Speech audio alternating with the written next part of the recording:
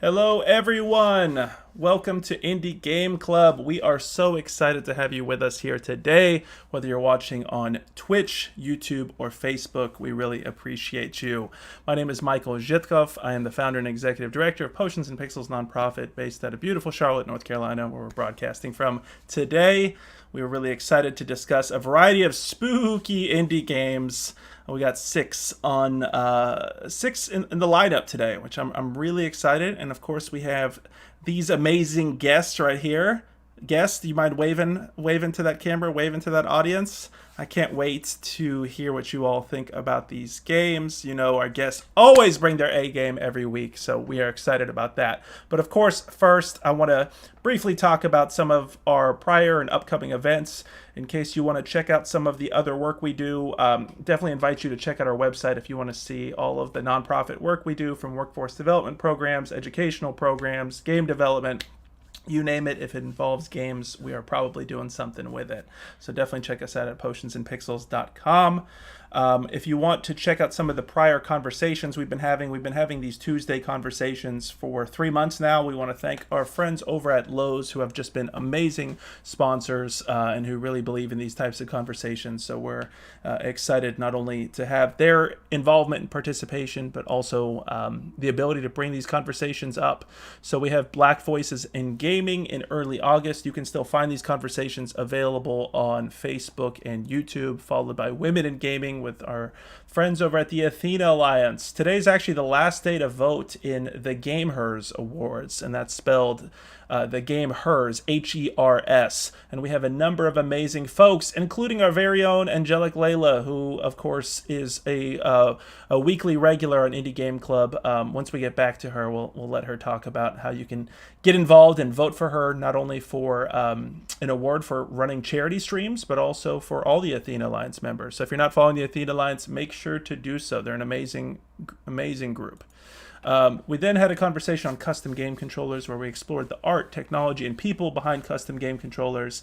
We also want to give a shout out to Red Bull, who has also been a sponsor of ours for quite some time now, and they threw in an arcade stick to give away. So we really appreciate their support. Games to the Rescue was our conversation where we explored how games are being used to fight coronavirus. Specifically, we explored Eterna and Fold It, 2 video games that actually have real-world consequences. By playing those games, your actions in those games will actually result in scientists going to the lab and working on ways to fight against coronavirus. So I invite you to check out that conversation. It was really in depth. We had 3 doctors on board, great friends of mine. So I invite you to check that out. Again, Facebook and YouTube. We followed it up with Black Voices in Esports. This was a fantastic conversation. Me and these 3 guys have had this conversation several times before, and I'm so glad we got it on the record for everybody to participate in and watch. So definitely check that out. We then had a series of conversations on LGBT representation in the game industry. And that event was called LGBT Plus Voices in Gaming, Part 1 and Part 2. We had several events about this. We also want to give a shout out to our friends who helped make this possible, the Athena Alliance, Charlotte Gamers Network, and PvP Hub Charlotte. Part of this conversation also was a discussion about Tell Me Why. If you're unfamiliar with Tell Me Why is the first game from a major studio and major publisher to feature a transgender protagonist. It's a 3-chapter. 3 chapters make up the whole game. Each chapter is about 3 hours long. I highly recommend it. It's a really great game. It's made from Don't Nod. If you're familiar with their work, like Life is Strange, I think you might be very interested in that. So that was a 2-part conversation. So if you play the game and you want to explore that more in depth, I invite you to check that out. We followed that up with a history of the Charlotte fighting game community. Now, this is obviously much more specific. It's very much focused on Charlotte, but I got to say this really applies to all gaming communities across the globe. The fighting game community is always known as one of the most hardcore groups in the game community that keeps events alive, both in person and online. So we want to pay homage and respect to all the great gaming organizations that came before us and all the gamers that have been doing events in the community for quite some time. So shout out to all of those who participated, and we're hoping to do a lot more conversations like that in the future. We followed that up with Hispanic Voices in Gaming with Julio E. Nazario, a board game designer based out of Asheville, North Carolina, who is just on an absolute roll, publishing games left and right. One of his latest games you can find at Target there. You see in the background, Control CTRL. It is an awesome game. I highly recommend it. In fact, I saw it, I think it's on sale this week. I was in Target and I saw it. I think it's only $20 this week. So definitely check that out for sure. And then this past Tuesday, we had Voices in Cosplay, which you might recognize. Again, our very own Angelic Layla was featured on that. That was a really fun conversation where we explored the whole world of cosplay, really went in depth. I had a great time with that conversation, and hope you all did too, who were able to watch and participate in that. Again, you can find that. You can still find that on Twitch. It's also available on YouTube and Facebook. And as much as we love discussing games, we got to play them too. So we have several different gaming events. We have our Discord if you want to jump in and play board games and video games. We have something going on all the time, but usually Wednesdays and Saturdays are the best times for that. And then this November 18th, we're bringing you another Gaming for Charlotte event in partnership with the City of Charlotte. You may know that we recently created a game called the Charlotte Future City Building Game, which is available both digitally and in card game format. And I was super excited to hear from the city that all the games arrived. So you actually can get a copy of the game on Halloween. They're going to start giving them out, which is really cool. So if you're in the Charlotte area and you want to get a free copy of the game and learn more about the Charlotte Future 2040 plan and our plans for our community, it's a really important way to get civically involved. And by playing the game, you can learn more about our wonderful city. So definitely check that out. November 18th is going to be another community game night where we are going to play the game and discuss it. Shout out to our own Tony the Taiga here, who joined and participated in that. Really appreciate him and everybody else. That first event sold out, or I guess I should say sold out. It's a free event, but all the slots filled up within just a couple days. So if you're interested in this, we wanted to post this way in advance to make sure you can join us. So folks, that is our big upcoming events. Now taking it back over here to this amazing group for Indie Game Club, of course. So folks, let's introduce ourselves as we do. Layla, I mentioned you. Let's start with you. Not only thank you for participating this week. It's been a busy week for you. You participated in the Voices in Cosplay. You also did that on your birthday. So we all want to wish happy birthday to Layla. Thank you. Thank you. Absolutely. And you did a 24-hour stream, which is wild. Yes. So she was up playing on Twitch, watching anime, participating in the panel 24 hours straight. I don't know how she does it. I'm amazed. She's also been celebrating her birthday and still here today. So we appreciate you so much. So if you don't mind introducing yourself and also letting folks know about the Gamehers Awards, that would be great. Appreciate it. For sure, no problem. What's up, guys? I am here again. My favorite place to talk about indies. I'm Angelic Layla. You can find me on Twitch and the Athena Alliance. Everything is Angelic_Lela on all my social media. Pretty much, yes, I have had a very busy week. I did a 24-hour birthday stream. All donations, 25% of all donations went to the suicide prevention hotline to fundraiser as well. For the Gamehers Awards, I was nominated for Streamer Raised charity funds. In the beginning of the COVID, outbreak and all that, I actually got together and did a 24-hour stream as well with some of my friends, and we raised over $1,000 to feed children who were in the hospital. And then we went and delivered all the meals and everything to the hospital after the stream was over and so definitely, if you have a chance, really awesome of you. And I'm looking to get the link right now as you say it. Definitely make sure to vote for Layla for that. Layla, what's the category specifically that people can vote for you in? Category is content creation, and then under there you can go to Streamer Raise Funds, and it's Layla McNeil. It's my real name on there, fortunately. But and then for the community, if you go to community, you can find the Athena Alliance there. That were also nominated. Which is I'm one of the stream team goddesses for the Athena Alliance.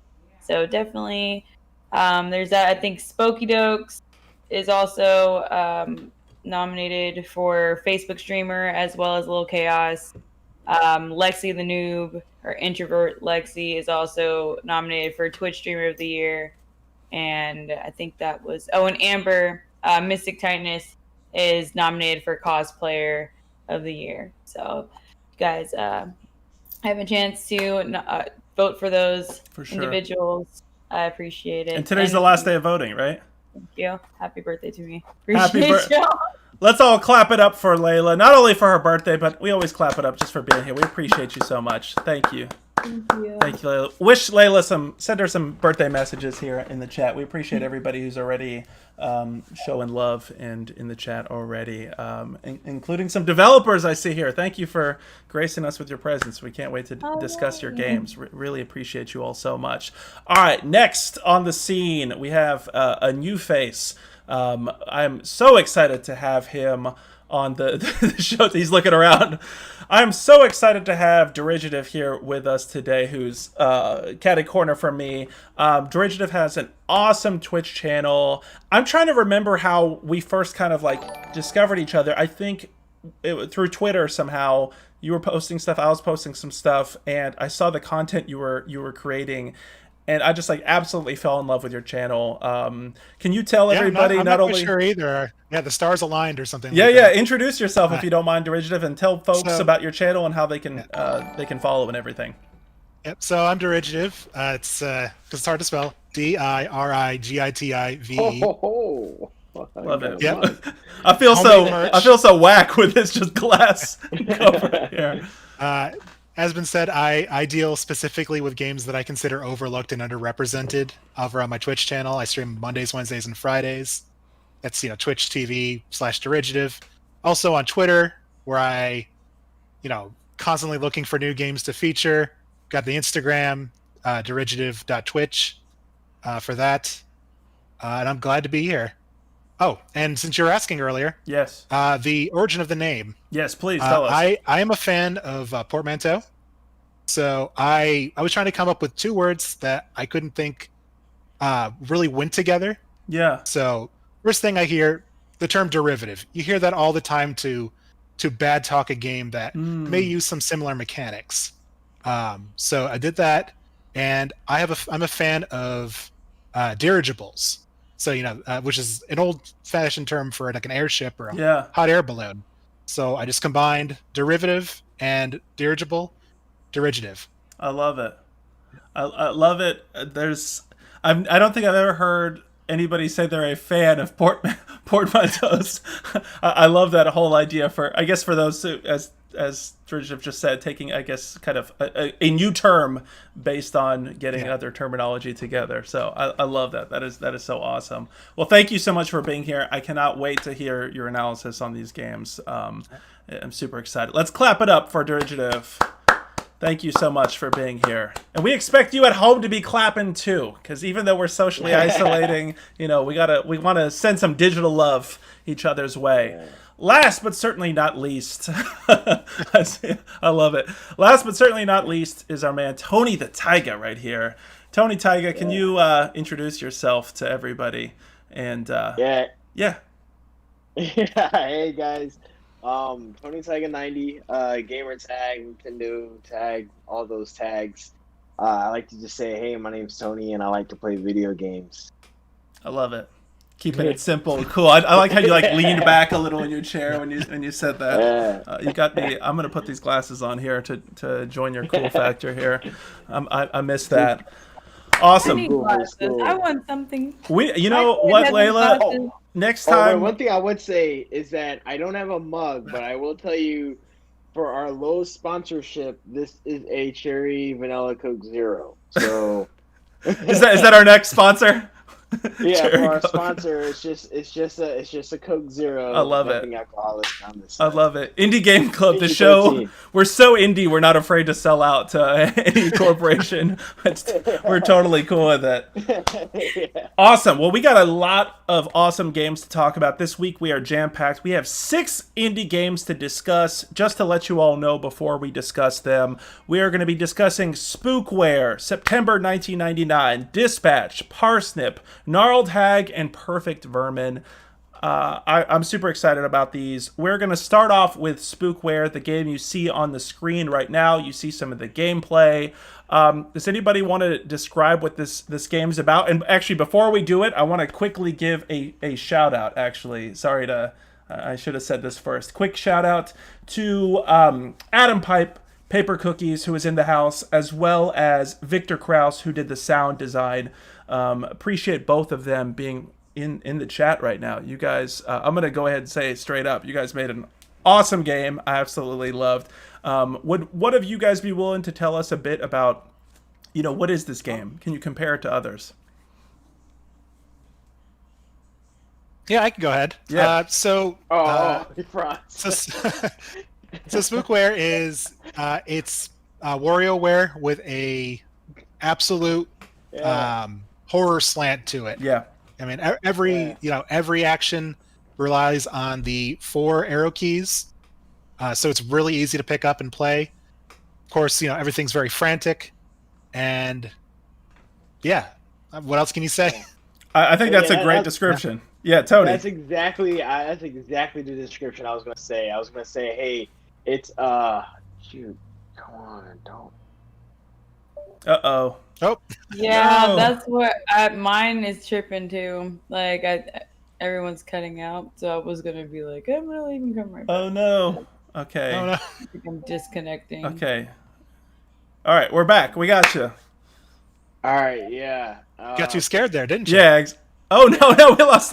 Oh. I promise this is not some haunted Discord that we have here. No. I put my phone on do not disturb, but apparently that jumps me out if people call me. Oh, gotcha, gotcha. Essentially, Wario. So yeah, Yeah. that was literally the only thing I was gonna say. Hey, it's Wario, but more of a Halloween type of scare thing to it. The game does jump you into it, so there's not not a whole lot of backstory because there really isn't one needed. And as far as controls, it's like literally right on the screen. Yeah. So and as you mentioned before, it's just directional arrows. So the idea is that it's a series of mini games. It's a series of mini games, as you see in the video, that you just use the actual arrow keys. Yeah, and one thing I love about what you mentioned with the arrow keys, for those watching right there, what I love is that the arrow keys are actually still present on the screen while you're playing. So it's like the perfect game to stream because people can actually watch and see what keys you're pressing, or if you're not pressing them correctly, they can criticize you or whatnot. Oh God, what is going on with Discord today? Or maybe Tony's just getting a lot of calls. Layla, what'd you think about this? Like y'all said, I thought it was pretty easygoing. It wasn't kind of like I was able to do this one just because it didn't scare the shit out of me. Oh yeah. It was just easy to pick up and play. Like you said, the mini game, it shows you what to do. I played it for a little bit just because I was trying to get caught up, but I did enjoy it because it wasn't like the other suspenseful type stuff that we were playing. I know you're easily scared. You're like me in that regard. I was so bad. Oh my gosh, it's so bad. This one I streamed these all on Sunday. I actually streamed more than the 6 games that we're discussing today to kind of like narrow it down to figure out what we discussed. And this was the very first one I started with, and I just absolutely fell in love with it. It's a great game. We should also say that Paper Cookies, the developer of this, is also the developer of No Players Online, a game that we discussed last week, right? I'm losing track of time. Was it last week we discussed it? Or was it the week before? I think it was last. I can't even remember time anymore. It was either last week or the week before. Yeah. We're all Corona mind. We can't figure it out in the 2020 era. But I absolutely love this game. I think it's funny you mentioned easygoing because as much as I wasn't necessarily scared, it took me a minute to get everything right, like a good WarioWare game where you have to just repeat, and part of it is just figuring out exactly the timing, the keys you need to press. And the thing I really loved also that Paper Cookies did such a fantastic job was how similar to what WarioWare does is it doesn't let you be like complacent with certain types of like keystrokes. So for example, like the flashlight one, you might be used to just, okay, I'm going to bang it really as quickly as possible, but you got to have like finesse, right? You can't just you gotta like chill and slow down. So like the pacing of the keys was really good in here.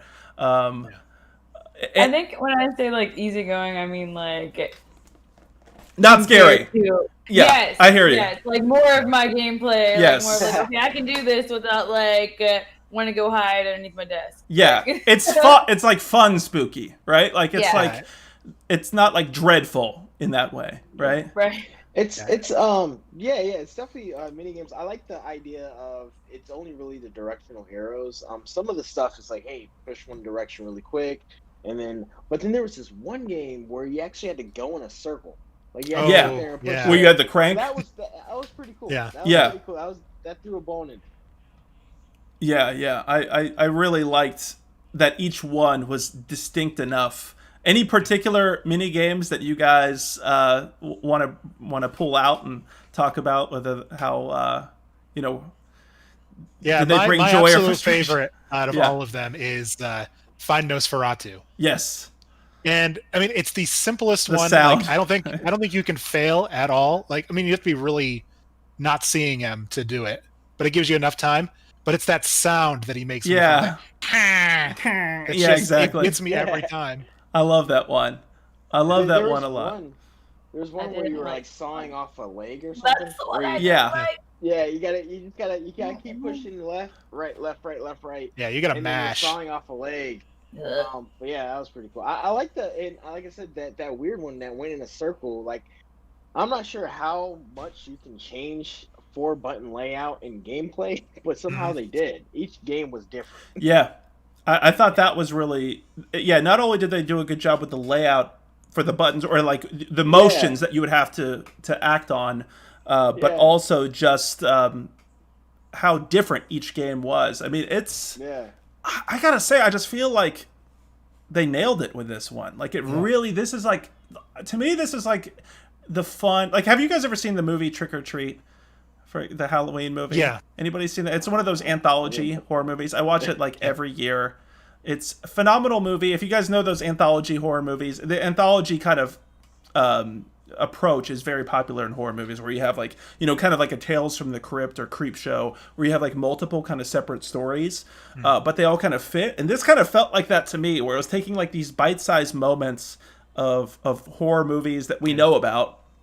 Oh yeah, absolutely. Every single game was an homage to either a horror movie or a horror movie trope. Yeah. Or even sometimes, like the Fine 4 pages. Yeah. That was 3 the pages, Slender Man, the 8 pages. Oh, nice. I didn't know that. Okay, that's or at least really that cool. style of game. Sure.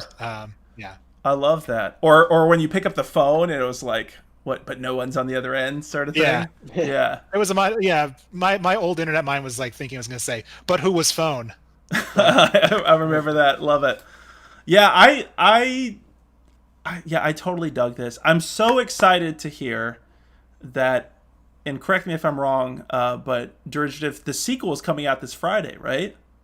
Yep, tomorrow. It's part of the Dread X Collection 3. That is so awesome. It's going to be on Steam.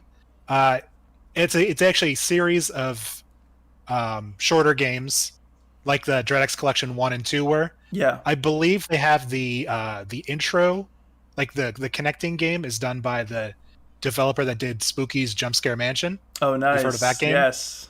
But yeah, they've got a number of indie horror developers to develop games for this, and each of them is based on a specific theme.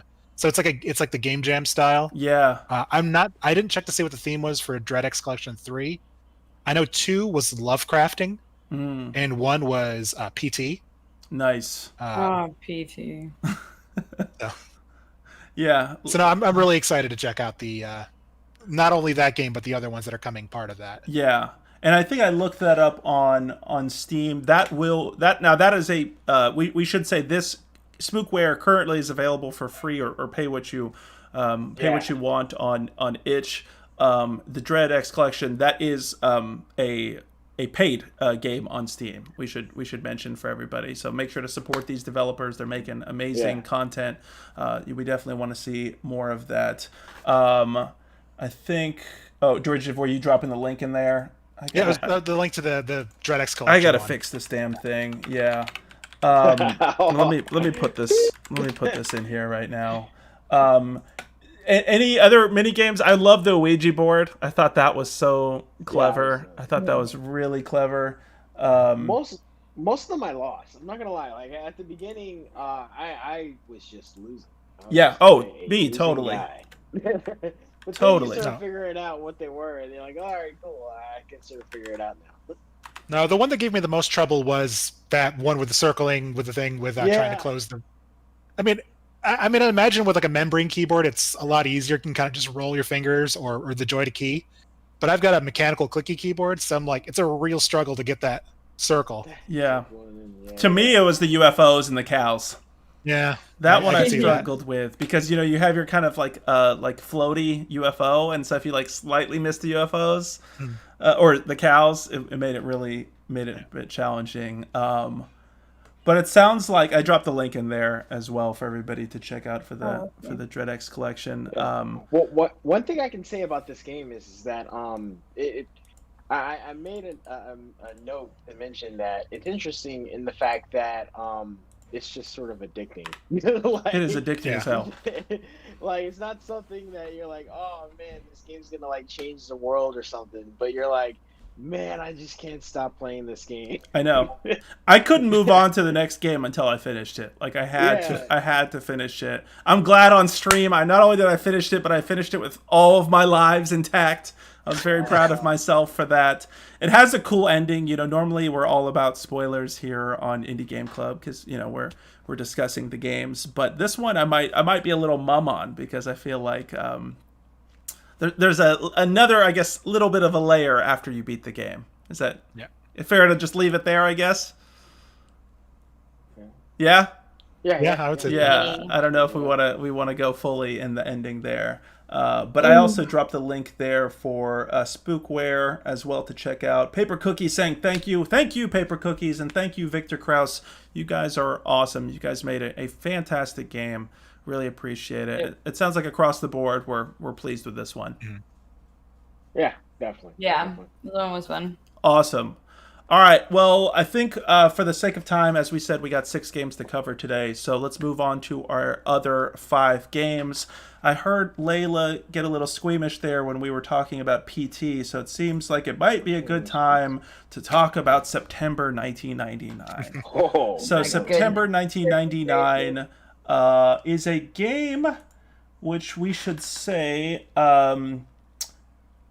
as they mentioned on the itch page, and I'll drop the itch link in the Twitch chat, only takes about 5.5 minutes. Shout out to Derivative here for recommending it for this week's show.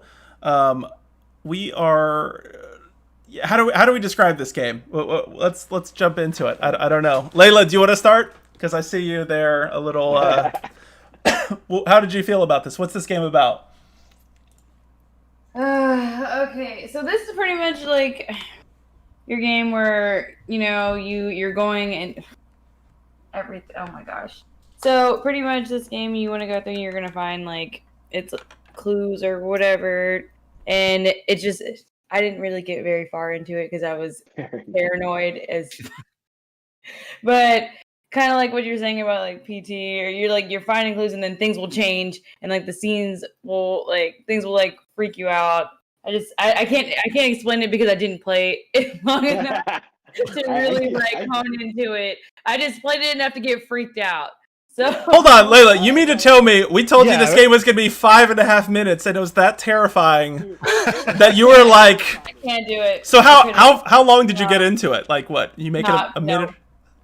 Oh god, I love this. I saw a dead body. I was like, no.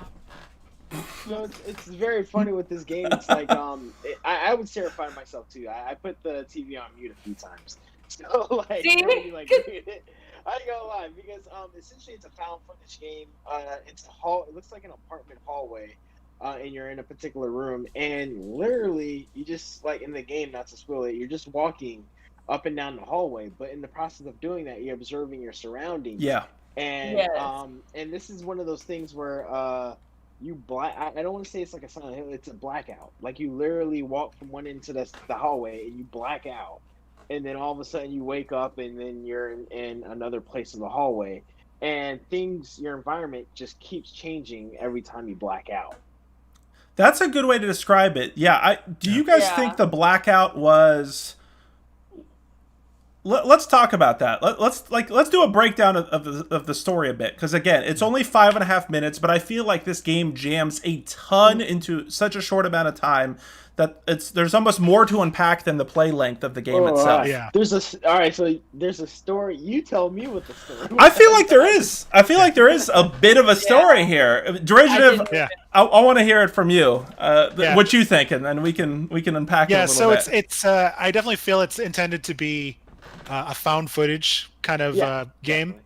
I mean, you can see clearly on the bottom you've got the VCR timestamp that's going on. Yeah. And as you get that static, you're seeing that the a few days have passed.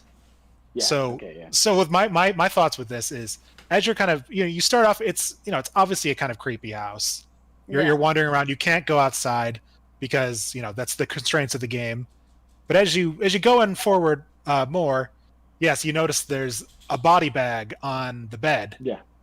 And then, you're like, okay, well, what's going on there? I mean, you notice like the house is full of crosses and all of that. So you've got definitely this mind of a disturbed person. Yeah. Kind of going. Sorry, on. I'm only laughing not at the mind of a disturbed person, but at Layla's reaction. I just want to make that clear for the audience watching at home that when we hear body bag and disturbed person, I'm not like giggling about it. It's just one thing that Derivative is pointing out too, and it took me a while to figure it out. It's time lapse. So each time you black out, it is like days that go by, but you're in the same hallway and you're in the same room. So yeah, you'll get the VCR static, which kind of represents maybe the tape had been recorded over. Yeah, that's a question I have, because I am wondering. I'd love to hear y'all's thoughts about the whole blackout, because I wonder if the blackout, if you are actually physically blacking out, because we as the player, I guess, technically are, or we could say we as the player are watching this footage. It's unclear exactly what our experience is.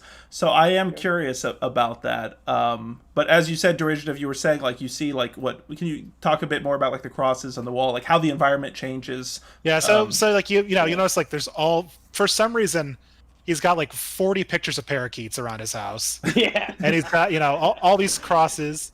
And as I mentioned, there's just a mattress just sitting on the floor. And then as I said, you get that blackout or time lapse. You got the body bag. And I don't know if you all noticed it, but when all the blood started happening in that same room and the bed's overturned, you'll notice there's a sheen to the room. And it was easier to tell with a higher graphic setting. That's plastic sheets on the wall to prevent blood splatter from staining the house. He's got like so it was style. Obviously like it's like a kill room for like a serial killer. Goodness. Yeah. Yeah, that part freaked the hell out of me. Can I just say, like, even just watching this trailer, like, the amazing thing about this game is just with some simple, like, filtering effects, honestly, it literally feels like you're in a real life watching footage, right? I mean, just like even watching this, if I just glanced at this, and if you told me, like, if I did a quick take that this is just some real found footage, I would totally buy it, right? It looks really solid. As we said, it's really short, but it's creepy. It's 5 minutes long, but it is. Yeah. I'm not gonna lie. Like like I said, I muted the TV when I was playing it. And it wasn't even anything scary that was in the noise or the sound category. But yeah, it freaked me out for sure for a 5-minute game. Well, I think some of the sound, like as far as like there was police outside, I think that was really cool. There's like knocking on the door. Yeah. I probably missed that because it was muted. Oh, gotcha. Yeah. No. I think my mistake was I should have streamed it, because my chat's really good at like being like, no, do it, Layla, do it. And I'm like, no, nope. Like, I feel like if I streamed it, I probably will go back and actually stream it and see how. Well, it sounds like you were right there at the end. Only 5 minutes. Yeah. And there's like no interactions. You can't, the story is set in stone. You're really, any movement you're doing is basically just moving the camera. And you're obviously the person who's committing the crime when you're moving the camera around. Because I don't know if you want me to tell you this. Tony, is that a shock to you or not? Right at the end when, it's just on the floor. I think he set the camera down and you can hear the chainsaw revving. Yeah. Yeah. So he's gonna chop up the body, right? Yeah. He's destroying the evidence. Yeah. each time he puts the camera down, that's why you hear the chainsaw, because he's Yeah. the person holding it. That's Didn't my know thought. one. Is that's what we're intended to be, is the person. That's my thought Yeah. as well. We're a killer in this case, and we're showing the okay. footage of us. Absolutely not. Yeah. Yeah. But seriously though, from the standpoint of like Oh. an achievement of a 5-minute game that packs so much like Yeah. disturbing, like, you know, but it's easy to be like disturbing. I feel like in a lot of games, just throwing like gore or scary like jump scares. I feel like this one just had this ominous, creepy build up. Especially, you know, we've talked a lot these last few weeks about like the retro aesthetic kind of like contributing to that. I think we haven't talked too much about it, but there's like this voyeuristic element that's also like an underlining a lot of horror stuff. But that adds to the creepiness as well. Tony, what you got? One thing to certain, because now that you mention it, all right. So one thing I want to mention is that you're not going through a bunch of different rooms. From my remembrance, derivative, you're only going up and down a hallway, and at the end of the hallway, there's a room. Another thing is that they're you know, I don't want to spoil it. There's not a lot of jump scares. It's similar to what Mike was getting at. It's not like something that's gonna like jump scare you. I think the biggest thing that was scary was the fact that you kept blacking out, and then you ended up in a different environment. We talked a little bit about that last week. The idea is that how horror games can actually really emphasize the environment. Yeah. And how you can, you know, switch around, and that's actually point. very scary. I'm in one point, I close my eyes, and now I'm in another point. So that's definitely a big portion of the game for sure, is changing of the environment and the scenery as you black out. Yeah, no, that's totally. You're right. That's the game, right? That's the whole like you noticing those differences in your environment, and that's what makes it so unnerving. And it's great environmental storytelling in that regard. We got a question from the chat from Cami Gino, saying, or first a comment saying, Derivative actively sought out being hacked by a chainsaw yesterday. And then also saying, would you guys say this game is scarier than The Visit by M. Night Shyamalan? I would say so. Well, yeah, it was. I've never actually seen that movie. The Visit was pretty good, but it was sort of funny because it was like some old grandma. She was like naked one time and stuff. Yeah. It was really weird. But I would say that this game would be a little bit more scary because there's no dialogue. There's no dialogue. There's no straight up creepiness. You know, at least in the M. Night Shyamalan movie, there's some story. You can take a breath. You're like, okay, nothing's gonna happen now. But no, this is a 5-minute game. No dialogue. It's straight through. You know, intense. And like once you get past that part, the game just shuts down. So you don't even get like a title screen to like gather your thoughts. It's just you've got the chainsaw revving and then just silence and to like think about what did you just experience. That's been common for several games. I can't remember them all off the top of my head, but have you guys noticed that? Like for the last 3 weeks, I guess this is for Tony and Layla in this case. Like, have you guys noticed a lot of the games that we discussed? Like they had that effect where the game would just shut down instantaneously. And to Derivative's point, I feel like that is it like emphasizes, it's very dramatic because it like immediately takes you out. You're back into like the real world. Right, it's not just like back to a menu. It's jarring. A way to sort of do. You don't expect it. In the games that we've been watching, there's a way to sort of do it. The idea is that a lot of these games, especially when it's environmental changing, is that it's up to your imagination. Yeah. And then it's feeding you, you know, up to your imagination, and at the end, it just cuts off, and you're like, my imagination. What the hell happened? I love that. Yeah, the real horror definitely happens when you're alone with your thoughts afterwards. Yeah. Like, you're putting the pieces together. It's disturbing. In your mind, yeah. Probably why I do so bad. So bad. I feel like my like imagination is just so horrible. I just think the worst for everything. Like, nope. How does this fit on the creepiness scale for you, Layla, or the scary scale? What are you thinking? Well, okay, so believe it or not, I did play PT. Yeah. I actually played I watched the playthrough and I also played a little bit, but I was like definitely like pass the controller to my friend. Like, here, no, I can't do it. Like, I'm gonna watch you keep going. But with that being said, it's stuff like that just terrifies me because like not knowing what happened, like things changing, you're just like, what do they have to do with anything, or like, you know, so these types of games, they are my kryptonite for sure, because I'm just like, my brain's like, where did the thing go, or like, what is it, like, what's going on, and it just, I think my own anxiety is what really scares me. Yeah. I totally feel you on that. I am, as we've discussed the last couple weeks, I'm really afraid of. If you guys watched me play these games, you'll have seen me jump multiple times throughout that entire stream, because I was freaking out. Even when I knew it, I would say on stream like something scary is about to happen. Not necessarily in this game, but in others. I was like, something's about to happen, and then I would still completely freak out. Games have the power to scare, I think, like no other. We got a couple more comments. Cami Gino, hopefully I'm saying that correctly, also said M. Night Shyamalan's career is scarier than The Visit. that is definitely a good conversation to have. Shout out to Avatar live action film. He said, "Wait, why are we shouting that out?" Avatar. I don't know. We're shouting it down. Shouting it down, yeah. Shout out to M. Night Shyamalan. Love it. We need to bring back our dances. We haven't done that in a while. This game seems like a game you don't want to fall asleep after playing. And Darth Bulba saying definitely not. Yeah, this is one of those, as you guys have said, with your imagination and just filling in the blanks. Like the fact that you hear the chainsaw and like see that creepy camera drop there, that's probably scarier than actually watching it. I honestly think if they actually showed the chainsaw being like the body being chopped apart, I'd probably. Yeah. It's a 5-minute game, but for sure after each minute or after each blackout, you're gonna have to take a breath. Like it took me a little longer, 5 minutes, because like I just didn't want to go into the next room. Yeah. You know? Yeah. And I guess it's also the fact that you kind of come to realize that you as the protagonist are a bad guy is something we don't see often in games themselves, especially such a heinous bad guy, right? I mean, I assume the person you're killing is not. You know, I don't know we don't have any more backstory, so I'm assuming it's clearly not his first kill. Yeah. He's got these like so prepared with like the plastic tarp and Any Dexter fans in the audience or on the panel? Any of you guys? Yeah, that's a good one. Until the last season, yes.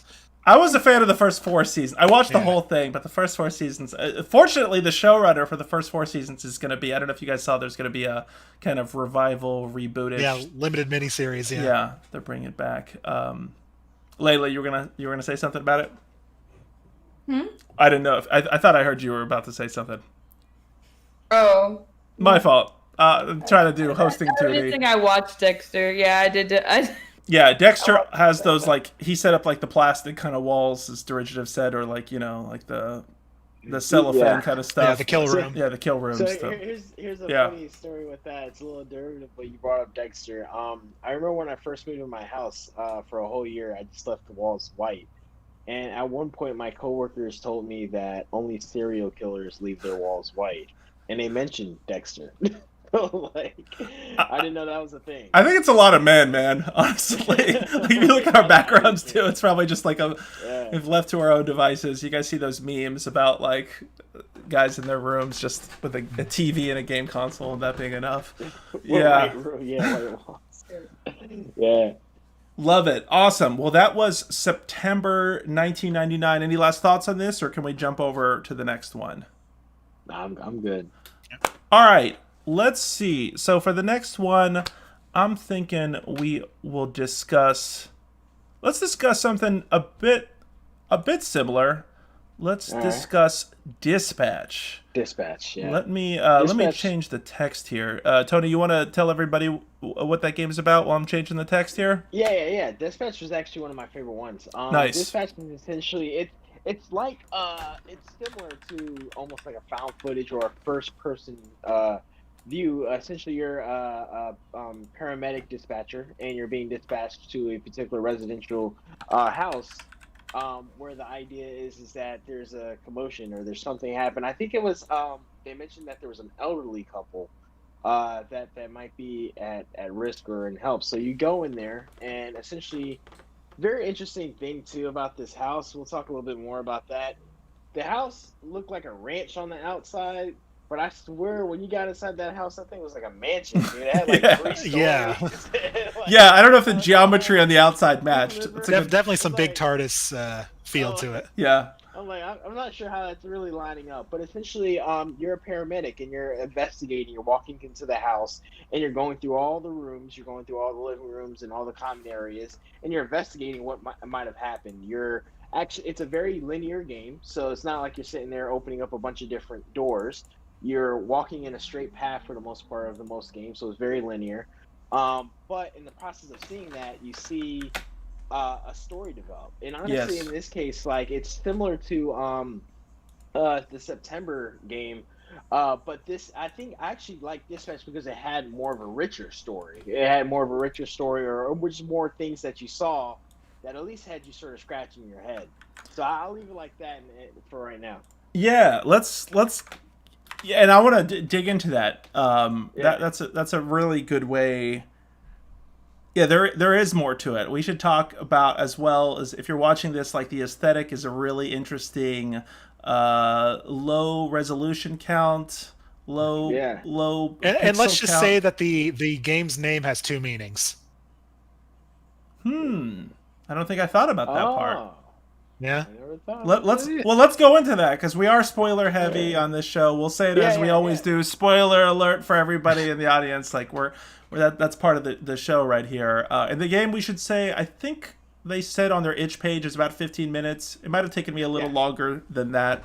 I totally pulled the move that, I don't know if you guys remember, that we a couple weeks ago when we did the Haunted PS1 demo disc, there was that one game, and it's slipping my mind right now, where you were investigating like the killing in like a homeless community.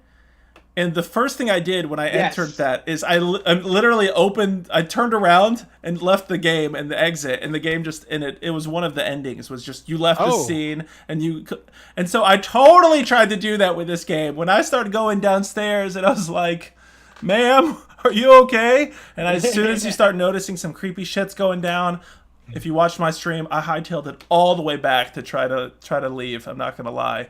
Layla, how about you? How creepy was this for you? What were you thinking? It's the same creepy old house with the freaking flashlight, with you walking around, and I just It's still terrifying. Were you able to? Were you able to play through it? What's gonna kill me? I can't do it. How far did you get into it? This is. I'm not gonna lie. This is the stuff that I really tried. I swear, but this is the type of stuff that scares me. I think it's PTSD from freaking PT. Yeah. Because I'm just like, nope, something's gonna happen. I should have streamed it. I think if I would have just streamed it, like, It gives you like a boost. My chat would have been like, Layla, stop being a little, like, just do it. Gives you that like boost of courage to go through. Yeah. So let's go into the story a bit more there, because Tony, you were mentioning there's a little bit more going on. 2 things I want to mention before. Yeah, please. That, as I mentioned, it's a very linear. There's one thing that I thought was really impressive about this game is we talked about it with the PS1 demo, is that hey, it's 32-bit gameplay, or visuals, but the gameplay is it's modern, right? Yes, I thought about that a lot. I have not seen a PlayStation game with this level of detail and exploration, like a PlayStation 1 game. You know what I mean? But it's still a 32-bit. It's still 32-bit visual. So I thought that was really cool because they innovated in the idea. Hey, we're gonna take the old school style, but we're gonna put some new stuff onto it. There's a lot of game design, as I mentioned, about pushing you very linearly, which sort of baffled me, like how big this freaking house was. Yeah. Because it literally they designed it so that, like, for instance, in that cut right there, you see that the couch is actually in front of a particular hallway, so it forces you to go through the kitchen and around. There's other items where when you're in the basement, you absolutely have to go a certain direction because all the bookshelves are placed in a certain way. So the game design is meant for you to be very linear. Yeah. And you're only going forward and then you're going backwards. If anybody asks, I don't recall there being any action items or any action buttons. Like, you're not turning on and off the flashlight. I don't remember. I mean, you could interact with like the doors, I think, a little bit, but past that, not really. Yeah, there wasn't really.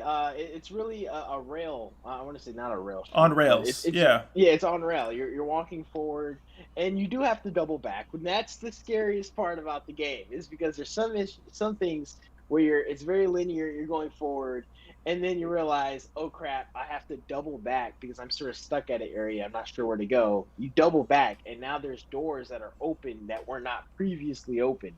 And that's a little freaky. Yeah, and we should say for those watching, like, I guess, well, just to clarify the on rails thing, it's not that you're like physically on rails like in like a coaster, Yeah. but to Tony's point, the game is very linear in terms of like you move to the next room, you know what to do. But I love what you said there, Tony, in terms of it feeling still a bit more modern than a lot of the other retro inspired stuff that we've played. Yeah. And I think part of that was it just felt like there was no like frustrating game mechanics or issues that got in the way of the experience. There was no issues with the controls. It was just a straight immersion. And I would say that this is probably of the retro games that we've played. I would move it more modern than the 32-bit era. I think it was kind of, you know, they lowered the res and the polygon count a bit, but it definitely really, I love the look of this. I love the look. I feel like they nailed this creepy mansion house. Definitely vibe. a lot of Lovecraftian elements to it. I mean, obviously, you know, you see a lot of, you know, have you seen the Caller Outside of Space movie, somewhat recent? The whole, you know, using of the shade of like purple, it's very kind of that feel. You know, there's obviously references to Eldritch language, and you know, they're doing some kind of ritual. I mean, you've got these cultists kind of going on. There you go. That are trying to dispatch you. Yeah. Because they need your heart. Oh, there we go. They did say that in the So that's why when talk about that. What's the two meanings of dispatch? Or the two ways you can so read one it? you're the emergency dispatch. Yep. And they're trying to dispatch you. Oh, Interesting. okay. Yes, true. Because it's very clear at the end of the game that they wanted you for a reason, right? Yeah. Because as you play, it was definitely to summon some level of Eldritch God. yes, Yeah. So I couldn't tell if it was like a Cthulhu or Dagon or something like that. So here's the question with that, because throughout the entire game, I'm thinking it is cultists, like a group of people, and they're like chanting. They have like purple eyes. I'm like, oh shoot. yeah, But then by the time I got to the end, I'm like, I think this is definitely an alien ritual to summon some kind of like Hellboy or something going on. You know? yeah. No, I feel it was. Yeah, I don't know exactly what existence the alien's coming from. Like I was thinking like that Cthulhu-ish, like otherworldly, beyond our mental kind of scope or capacity to kind of understand there. So one thing that kind of caught me is like, you know, once I saw that blood, I think I tried to hightail it. I was like, sorry, Mrs. Peterson or whoever, I gotta go. Hope you're doing okay. But then when you go downstairs and you start like seeing through like the shelves that one of those cultists is like beating someone to death, or they're already dead, and you can see with the flashlight and they're not responding to you. At that point, I hightailed it too, because I'm like, and you could grab a phone and it's like, why would I call 911? I'm already here. And I'm like, man, a paramedic is not the same as, you know, Jill Valentine, right? Like it's a totally different thing, right? So I was like shocked to kind of continue going forward, and there's definitely some jump scares, as Tony said, some more doors that open. But as Derivative was leading to, the big thing is after we see the dead lady's body, we see missing a brain. Missing a brain.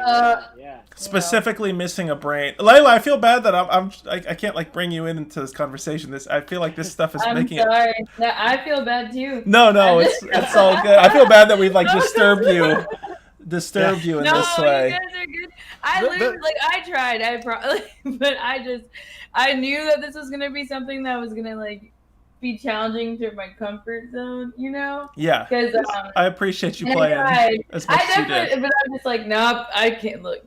I'm the one who's got to tuck myself into bed at night. Like nobody's gonna be there to hold my hand. Like, nope, not happening.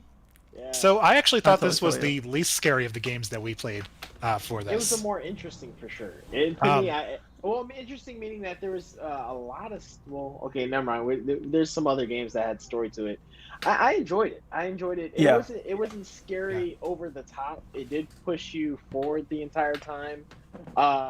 It wasn't as scary to me. I think the lore was really cool. Yeah. The idea that I know you're a cultist big lore people- fan, Tony. Yeah. There's the cultist people. By the time they cut off her head, take her brain out in the basement. By the time you get up to the attic, they're like. And then there was this really one. Layla's like, tell me more. Brain, you say? No, I'm good. I'm good to hear about it. I don't want to experience it. There's this really cool effect that this is like 2020 stuff right here, off of like some 64-bit, 32-bit type of stuff going on. You enter a room and you see over a dresser that they are clearly like some cultist people like on the floor and they're chanting something. They're like with purple eyes. Yeah. You go around the dresser, no one's there. I love that. And you're like, It happens right in the beginning too. I don't know if you saw that one. Like you kind of go around the corner. You're still downstairs. You can see one guy standing in front of the entrance of that building. Yep. Yeah. So I immediately, being the kind of person I am, I immediately try to go right back to him, thinking, "Oh, maybe at the least I can get some kind of cool ending." Nope, he's gone. Yeah. And then you go back and he's there again. So things disappear. Like things straight up disappear, and I think that was cool. You go around the corner and they're not there, and then you go back around the corner. You're like, all right, well maybe it's like some weird glitch thing. No, that was a And your character design isn't that was afraid though. Like I don't know. I mean, I was playing this just assuming. I don't know. I think I joked about this on the stream. Like this is like white people horror simulator, where it's just like danger. You say, "Let me go further. Let me follow the blood." You're sitting there, Tony's like, it's not there, like things disappear and nothing's there, and I'm sitting there like, well, where is it? Because it's gonna. It's in the dimension where this god comes from. You said white people is like, hey, I'm a paramedic and I'm about to go into this like empty house. No one has. I haven't called the police yet. No one has came out to address me, and then for some reason. I just don't have a supply of AA batteries for my flashlight. Yeah. He complains about it the entire time. At no point does his flashlight actually go out. But he complains about it the whole time. He's like, oh, man. But it is kind of similar to Amnesia in that way, where just like the thought of it potentially, like the thought of horror is enough to make you afraid. I got a couple of questions for you guys about this. First off, in real life, if you guys were a paramedic, you heard about an elderly woman was the original call, if I'm not mistaken. Yeah, that was the and original, so yeah. At what point are you guys... At what point are you guys dipping out of that house? Or are you guys trying to save Miss Peterson? Layla, let's start with you. Bring you in here. What are you thinking? Yeah. When you pull up to the house, there is some glowing purple aura shit in the freaking attic. I'm like, so you're just turning around. Y'all gotta commit this lady because I'm not. Okay, so like, Layla's not even going in the house. Figure in the window in the purple, and you're like, okay, maybe she's fine. Let's just turn the car around. She's having a party. There's clearly it's disco lights. She's dancing. She clearly has a black light, and she's got some posters up there. Yeah, she's fine. Yeah, as soon as I see the blood and that bloody bed thing going on, you see like a trail of it. Yeah. So yeah, I'm out of here. To me, that messed me up the most was the logistics of the house, dude. Like, it legitimately did not make any sense. I could have misremembered this, but I swore it was a ranch. Was it a 2-story house on the outside? It was like a New England colonial kind of style. Yeah. Yeah, but then you go in the house, and then you're going all the way in the back, and then they literally have 2 separate living rooms. What house that size has? And I'm like, yo, this is not the cult house, man. That's the message. If you roll with the cults, life is pretty good, right? I mean, I guess that's like, yo, this house looks way bigger than on the outside. I'm loving the chat here as well. Dartsabulba showing the brain and axe emoji. Reekin 20V saying nope, she did. Bye, Miss Peterson.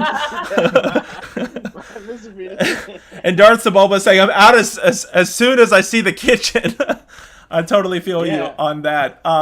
Derivative and Tony, I'm curious about Derivative. You mentioned how this one was the least scary of the 6. I like that little flex, you know, that you're just like, you know, I'm not afraid of anything right here. I love it. You've probably been through so many of these indie Yeah, games. I'm a bit desensitized when it comes to it. Yeah, but can you tell us played- why? Like, what is it about this game? Because we've unpacked the last few weeks, like, what makes things scary. I'm curious, from your perspective, why it's is the this whole the cosmic horror, the Lovecraftian style. Yeah.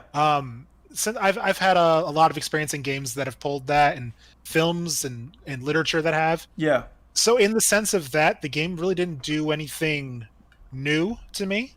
So I kind of, yes, there were moments where you had little jumps, but I never once really felt like I didn't quite know what was going on, which sounds weird for a game that's cosmic horror. Interesting. But yeah, when you've dealt with a lot of that kind of Lovecraftian, I hate using the term Lovecraftian. He's a terrible guy. But he did some creative work and so forth. But he did some creative work. Yeah. But yeah, when you deal with cosmic horror, you kind of there's going to be that paranoia, the things like that, and that's the fact that I guess my familiarity with it made it the least. You sound scary. like a man who's seen too many things. You're like, I've seen so many things, yo. I think it was. This doesn't scare me anymore. Even balance. It was an even balance of horror and curiosity. I mean, it was linear, so you can only go one direction. But at the same time, it just made me more and more curious. Like, oh, I wonder what the heck's going on here. So that definitely, ironically, the scariest game that I would have to say I played here was Parsnip, that bunny Parsnip game. But we'll talk about that later. We're actually gonna. Weird game. I think we should go ahead and actually move to that. I was right. That's actually a perfect segue. Are we good on discussing Dispatch, or do you guys want to say anything more on it? Nah, I'm good. Yeah. Overall, it sounds like pleased with it. I mean, I think even the developers would love to hear Layla's response. That it was so terrifying that she couldn't play it. So I think that's successful. Good job, guys. Nah, bro. Good job. Because I was like, Tony's over here talking about it made him curious. I was like, I was curious about nothing. No. You would have just dipped right out of there. I totally feel you on that. All right, let's go to something cute. Let's go to something nice and fun and lighthearted. And that is what Tony mentioned. A game called Parsnip. All right, so I wonder if you guys remember this. This came back out in the 2000s, back a little back when I was in like high school or something like that. There was this show of a bunch of cute animals that essentially they all did like gruesome things, like cut people up. It was just a really weird humor internet show where essentially it's a bunch of cute animals, and then they would just. Are you talking Happy Tree Friends? Apple Tree Friends. Yeah. Happy Tree Friends. Happy Tree. Yeah, this is sort of this had some creepy stuff. How do I not know about this? Happy Tree Friends? Yeah. Here, I'm mad about this because this sounds like something I would totally be into. They're little psycho little animals. They're cute. Yeah. I'm looking this up right now. What? I don't know about Happy Tree Friends. Have I lost all my street cred? No, I need to check this out. So yeah, tell us more, Tony. No. Enlighten us about. For this, I give you my little tidbits on this game. Yeah. It's a very beautiful art style. Yeah. It looks almost hand drawn. It's weird. It's a weird game because it had no music. Like there's no music in the game that I can remember. That's interesting. You mentioned that. Like it's interesting that That's a weird. Yeah. That's weird. Yeah. A game. It's like watching like if you were to watch a movie, but like all you hear was talking. There was no like scenic music. Yeah. But no, definitely you play as a rabbit, and to me it almost seemed as if like it was an Animal Crossing collection game. Like you would go to different people in your neighborhood who will require different items, and then you would go fetch those items for them, and then you would bring it back to them, and then it would advance the story along further along. But some of the people that you were asking stuff from was a little odd. Like some of the characters. That's what I'm saying. Like the game itself is very cute. It's very awesome. But I think it's one of those things as an adult like mind, you're sort of like, yo, this is sort of weird. Like, I don't know, like you have to go bring milk to someone. There's this one house that's this individual only speaks through the little viewfinder of the Mhm. mailbox or whatever, and you're like, yeah, that's don't talk to strangers. There was one line in the game that had me dead laughing. But anyway, I just kept playing for curiosity. I kept playing for curiosity, and going from person to person, achieving their goals or satisfying their needs by fetching other items. And like I said, it's a beautiful game. The dialogue and what they say, it sort of creeped me out and to allow me to think that there might be double meanings in a lot of things. Does that make sense? Yeah, and towards the end, you definitely start as you finalize the cake that Parsnip Yeah. is creating. Go for it, the John. cow wants to deliver milk. Was that a parable for sex? It was like. I think No, there was, she's literally a milk delivery person. Oh, okay. Because I'm like. but I think there was some sexual innuendo here, Tony. If we're not mistaken. she is straight up reading basically a Playboy magazine. It was called Milk Jugs. Yeah, milk jugs. Okay. Yeah. I'm not. I was like, yo, am I just too adult thinking that like, yo, this has some sex thing in it a little bit? No, I think there was some stuff like Parsnip. Oh. When Parsnip drew that picture of Rose or La Rose, or did he draw like a sexual nude photo of them together? Absolutely. Right. So this Here's is this one- the thing with that is I played this game a while back. I suggested this one for the stream, and I loved it when I played it back then. But I actually follow the developer on Twitter, and they were mentioning this kind of sadness they had that they wrote thousands of lines, like I think 1,000 lines of dialogue for this game, and had not seen anyone actually go through it and see them all. So for this, I'm like, I got to correct this mistake. So when I played it again, I tried to get every single piece of dialogue that there was, and there is a piece of dialogue regarding that picture for every character. What? Really? Yeah. So like You gotta tell us. you show it to Belle, the cow. She's like, okay, that's a little messed up. So can you there. give a little background for the photo, just so people understand? Yeah, sorry, So go ahead, Parsnip yeah, is yeah. like so. Okay, so yeah, Parsnip needs to get candles for the neighbor in this dilapidated, abandoned-looking house, for reasons that we will discuss later. And he knows that his artist friend LaRose would have candles, so goes over to her. She's like, "No, I don't trust you with flame." And he's like, "Oh, well, can I have them anyways?" And she's like, Yeah. "No." It's like, "Well, we'll trade. I'll draw you a picture." Because she's an artist. She's out there, glass of wine in one hand, paintbrush in the other. So it's like, yeah, I'll draw you a picture. So you go back to your house and he draws a picture.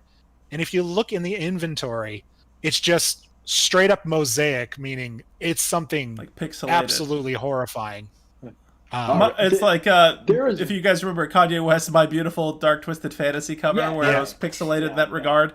Similar style, I There's- guess. There was one line in the game that I was like, yo, this game, there's definitely some innuendo or there's some weird stuff going on. The bunny goes like, I guess it had to do with the knives. One of the persons or people Yeah. asked for knives. Mhm. And then the bunny makes a statement. It was like, I'm not allowed to touch knives after the last incident. Yeah, or after the accident. incident. Yeah. And I'm like, what are you talking about? Like, it was a little weird. Or the squirrel, like Squirrel Girl saying like you're a bad influence. My parents won't let me hang out with you. I'm actually wondering Yes. how old Parsnip Yes. is, to be honest, because Parsnip, like from the trailer, it's interesting. It says actually a boy, which is interesting, I guess, just to make it clear that that Parsnip is a boy. But is Parsnip like a dirty old man? Is that? He's older. He's definitely older, where he understands some things. Really? Yeah. He just has a very childlike mindset. Oh gosh. It's And I That- only go into this just from the fact of, so this was the first game of what is now 4 games that has taken place in this county. So Parsnip is actually in the second game, and you learn a little bit more about him through that. And he's definitely older, where he has some level of understanding. But he's definitely got that childlike mindset. Like, he doesn't realize this image that he's drawn of him and Rosie is wrong. But when you show it to other people, what happens? Okay, so when you show it to like Belle, she's like, "Yeah, that's messed up." What? Does Rosie know?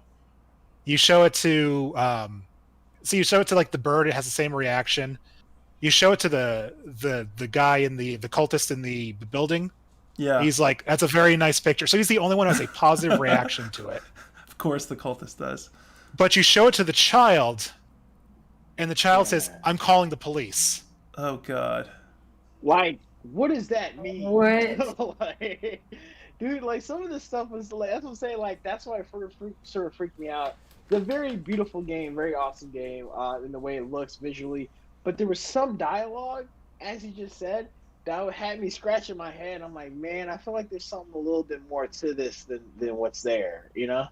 Yeah. Well, let's talk about the endings, and maybe that will kind of elaborate on this world here. What did I put? Layla or Dredgen, do you guys want to jump in and talk about the endings, or I mean, I could go for it. So there are two endings, or there's two endings, and then there's variations of one ending that you can get, and that involves once you've made your cake, you can decide I'm going to share it with my friends, or just eat the cake by yourself.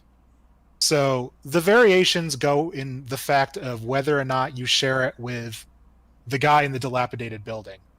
It is really the big variation, because he is trying to summon a cosmic being known as the King in Yellow. So that's why he has kidnapped the child for the intent of summoning the King in Yellow. If you give him the cake, Parsnip is a terrible cook, by the way. He keeps his paint supplies next to his oven and things like that. So basically, anyone you feed the cake to besides himself will die from eating the cake. Yeah. He doesn't die because he's eaten enough paint, apparently. Parsnip butter. Oh I love how he always has to say parsnip butter. Yeah. So the variations are Layla. if you give the cultist the cake, you stop him from summoning the King in Yellow. If you don't, he summons the king, and everyone dies, and the sheep rise up. Tide Pods are today as paint was back then. Yeah, exactly. Oh my gosh, Tide Pod. So yeah, and the thing, everybody the dies, thing with and no, just to clarify that everybody dies, and the man, it's like a Satan figure, right? Essentially rises. Is that the kind of the idea? Yeah, he's just some omnipotent being that is a pure evil. That the cultist, he is a cultist, by the way, the guy in there who's trying to. We're all still talking about the same game. Yeah, we're still talking about Parsnip, this game that looks a bit like Cuphead. Yeah, the one that was like Cuphead, that has like a Satan thing that pops up at the end. I do remember seeing that. And so that's one of the endings, right? That's the ending if you give everybody the cake. They all die because you accidentally poisoned them, and the cultist raises the yellow god. What was the yellow? The man in yellow. The King in Yellow. The King in Yellow. So yeah, as I said, the two variations are whether or not you feed him the cake. The little bit of differences is who else you feed the cake, because whoever else you feed the cake will die. If you feed nobody the cake, everyone still dies because of the cultist rising the King in Yellow. Layla, thoughts about that? Gosh. Oh, sorry. Except for Parsnip. Parsnip does not die from the King in Yellow. He dies playing a trombone. What? He doesn't notice anything that's going crazy on outside. He's playing his trombone and somehow dies. Okay. The game never explains, like, does he choke on the reed or? Yo, these comments are. I'm just gonna say this game is just super fun. Everybody in this game, Dude, like, I'm telling you. the dialogue in this game, there's so much like it's like, what in the hell did I just read? Yeah. Like, what is happening? And so that's why you're saying that like Parsnip's an older man. I didn't even know. I just thought that like Parsnip's just psycho. Parsnip butter. Like, I figured Parsnip was a little odd, man. That's why I said like, this game was like the most weirdest or freakiest for me. I mean September '99 was pretty weird too. But no, this game was sort of Yeah. weird because it was so laughy, funny, and like really nice. And That's but what I then the like. dialogue, you're just like, man, that doesn't sound right. Yeah, it was That- So definitely he's at unnerving. least older than the child because the child calls him old man. yeah, Yeah. And that the child's parents told her not to play with him because he's a bad influence, which And I don't know if you picked up on this. The child's parents are actually in the game. Yes. really? Yeah. So when you feed the cultist the cake Yeah. and you see him like they're dead on the ground, you see 2 squirrel skeletons in the basement as the child is escaping. They had been dead for at least a Man. week. Damn, sorta I like- didn't see that. It's just like turned like someone's happy-go-lucky game into like Law and Order SVU or something. That's what I like about it. I like that it's stupid. It's twisted like It that. is definitely It's so, like, twisted. Cute, but twisted as hell. Like I think that's what I like. We got a couple comments in the chat here. Kami Gino saying, "You ever just accidentally stop someone from summoning Satan?" Tony, of course, saying, "No, bro, can't say that happened to me yet." Darksable, but every few days or so, sure. Yeah, this is wild. Okay, so I do gotta say a couple things about this, and I know Derivative and I talked about this briefly offline. Are we good here? I want to make sure the stream seemed to slow down a little bit. Okay, I think we're good. Yeah. I actually think they could have taken it up a notch with the weirdness. I honestly do. Really? I totally think so. Really? Like I feel like it wasn't. I don't feel like it was like fully creepy. I feel like it was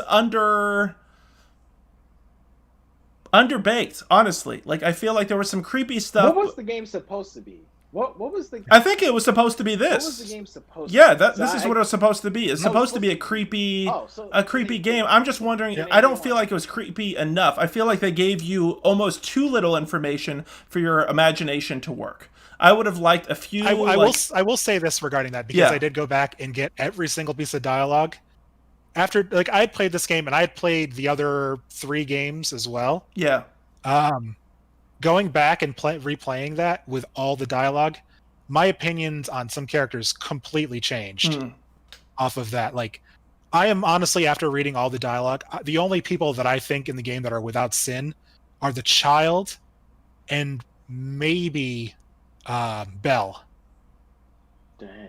Well, see, that's what's interesting. I'm glad you mentioned that when you were talking about following the developer, and I saw your tweet about that. It's interesting because, like, I played the game kind of very much like do this action, do that, which for point and click games, a famous thing of point and click adventure games, especially of days past in the 90s with LucasArts games and Sierra and whatnot, is like just giving somebody an item or showing them an item, and usually they'll be like, I can't do anything with that, but then they'll sometimes say like weird dialogue. And so I appreciate you saying that because there's hundreds of lines or more of dialogue that went unexplored. I feel like they should have been a bit more overt about some of the kind of the creepier elements. I'm not saying you necessarily have to go with traditional jump scare or like immediately show something like violent or sexual just to like. I'm not saying you have to go like fully further, but I feel like it was almost like too underneath the surface for me to like fully get it. I feel like it was a little underbaked in that regard. I can't help that nagging feeling. This was not supposed to be rated teen or E for No, everyone. this is supposed to be a freaky ass weird Parsnip bunner. The game. So I like these, these type of because even when you look at some of the old Disney movies, the idea is that like, oh, it looks so like funny and nice on the outside, but then you're like, this is all this like weird stuff that happens. Yeah, exactly. In this case, the game looks so nice, but then you're like reading the dialogue, and like I said, there's just something's just not right here, man. Yeah, no, I totally feel you on that. I think I agree though. I think that they could have done like more of the twisted, like get something more psychologically, because I think that's why I enjoyed it the most, because it wasn't a suspenseful thing or like it was just twisted and creepy in that regard, but looked so cute. I think that's why I actually liked it. Yeah, I think Did it's you that all contrast. catch the yellow eyes around the? There's 3 yellow eyes in the game. I caught that you can 2 of interact them. with. What?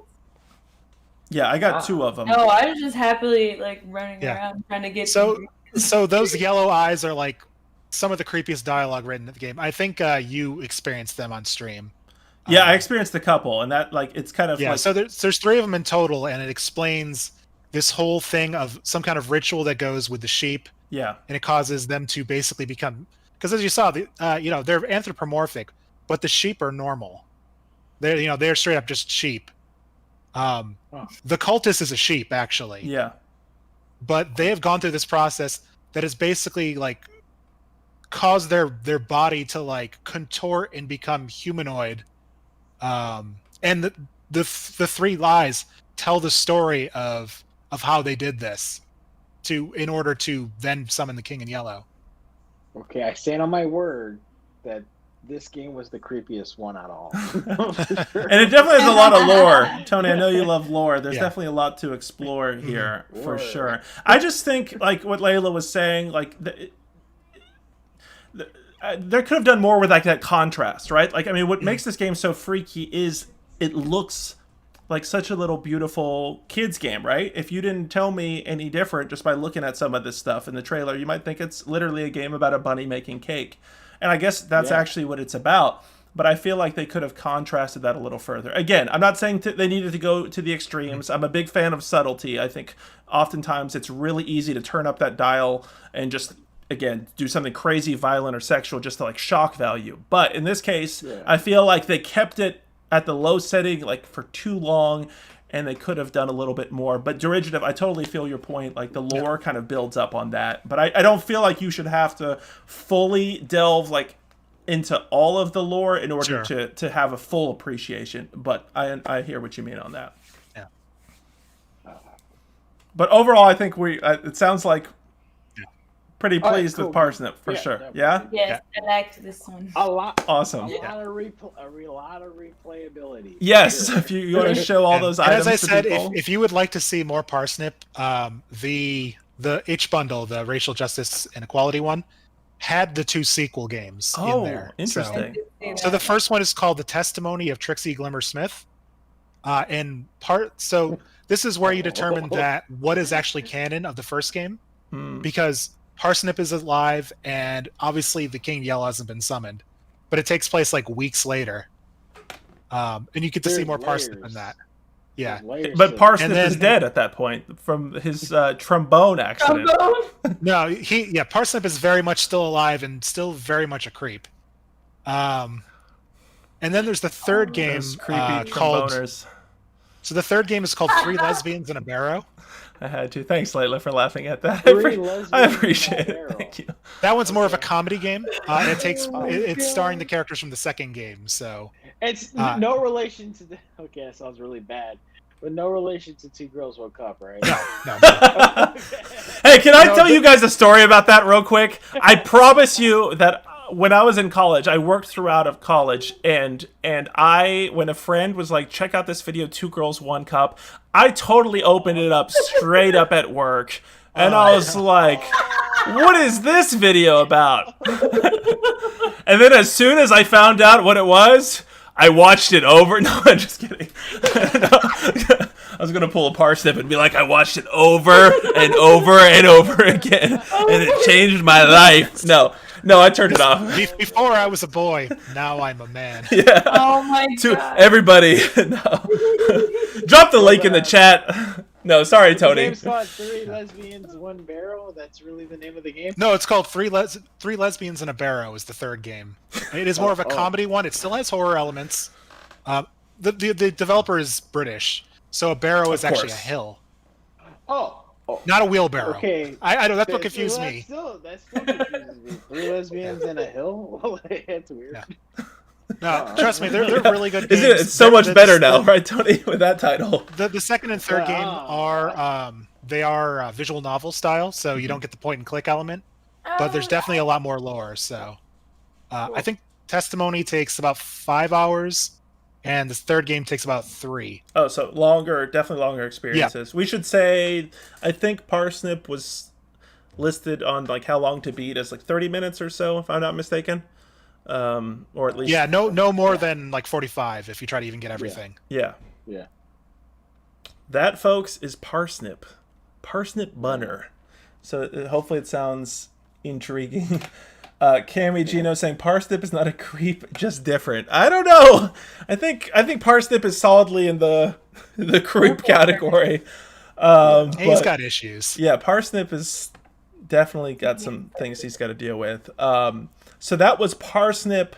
We got 2 more games that we're going to go with. Let's jump over to Gnarled Hag. So this game, let me change the title real quick for us. This game was very interesting. Anybody want to, as people get to see the footage there in the background, anybody want to describe what we're looking at with Gnarled Hag? This one was my anxiety. It was cute, and I watched you play it, so I was like, okay, I can play this one, But that hag. Let folks know what are we doing in this game, Layla? What's the gameplay like? You're trying to get all these clues so that you can get out of this house that you're stuck in with this freaking hag witch thingy that is trying to eat you. So you're just like running through trying to get items, and find your way out of this freaking house. Exactly. Yeah, you're captured and trying to break out. I had a lot of fun with this. They don't explain that. Well, the itch page just says you were captured by an evil witch and must escape her house. So. So you clearly wake up in a cage in this hag's house. Mm-hmm. Yeah, and this we don't know how or why they were targeted. Yeah, we don't necessarily know. I guess the only kind of lore to like look into is like when you go downstairs, you kind of see a picture of the witch and like some children, I think, with her. So I don't know if the witch was trying to like recreate her family or something. It's never really said for certain. Like, what's that? Grenson and Heddle or Heddle? Yeah. That's what I thought. Yeah, it very much has.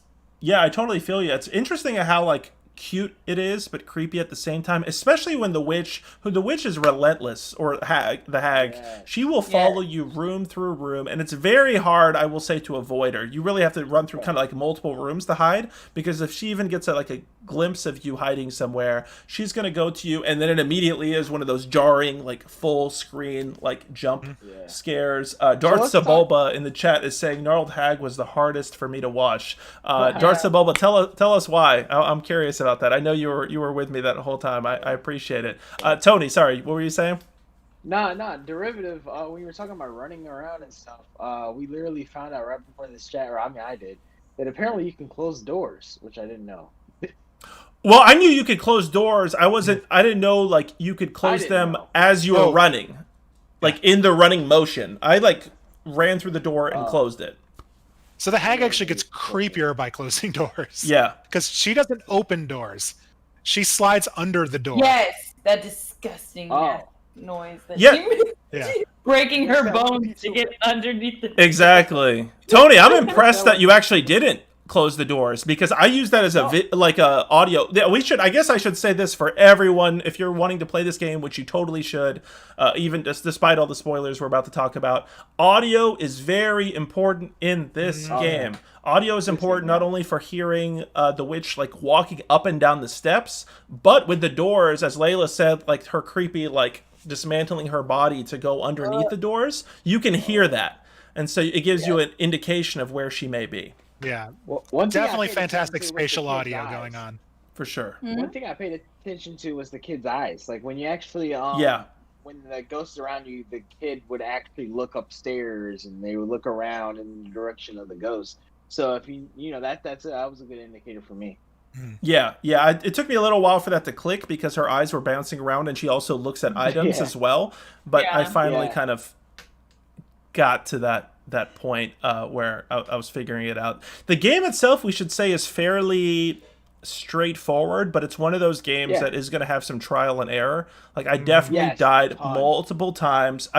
Yeah, easily 30 for me. You know, it really could be frustrating, actually, in some cases, but I didn't find it that frustrating. That's the interesting part about this game.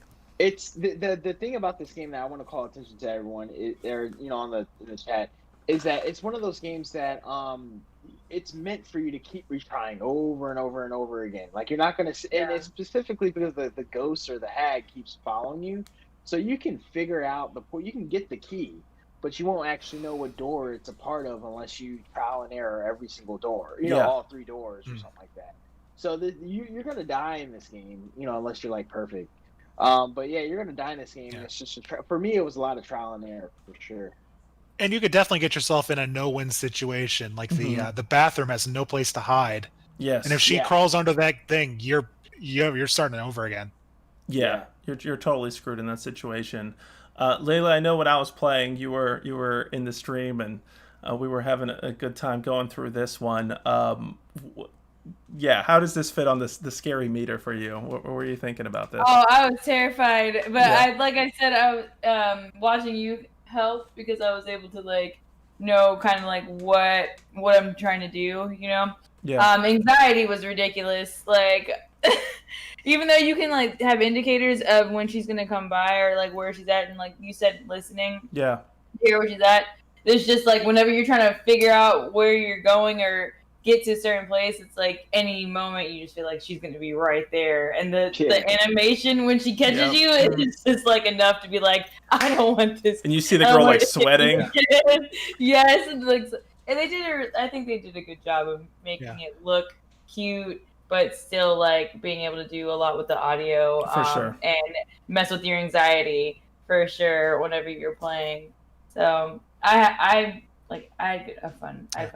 Yeah, I will say I really did appreciate that the game, when it came to the moment where the hag catches you, so many horror games you'll see the rest of the audio is somewhat quiet, and then the moment that something like that happens, it's just blasting in your ears. It was incredibly well balanced. I got more startled by the fact of getting chased than I did of the actual getting caught because of that, which was nice to have. That's a good point. There's an audio, you're being chased. It's very clear that really disturbing music that's with you. It is cool. We've kind of hinted at this already, but the hag is walking in real time through this house. So there's not really any sort of Jason Voorhees teleportation effect where you're just turning a corner and she's there. Although there was a few times in the bathroom where she would just materialize near the tub, and you're like, how did she get there? That happened. I never had that happen. Wow. I never had that. Yeah, I walked into the downstairs bathroom, and all of us. What the fuck, man? You okay? No, Tony. Tony. You're allowed to have stuff going on in your house right now. Tony, are you okay? Maybe you can get up. Yeah, my wife, she's trying to get something from the office, man. She get the shit out of me.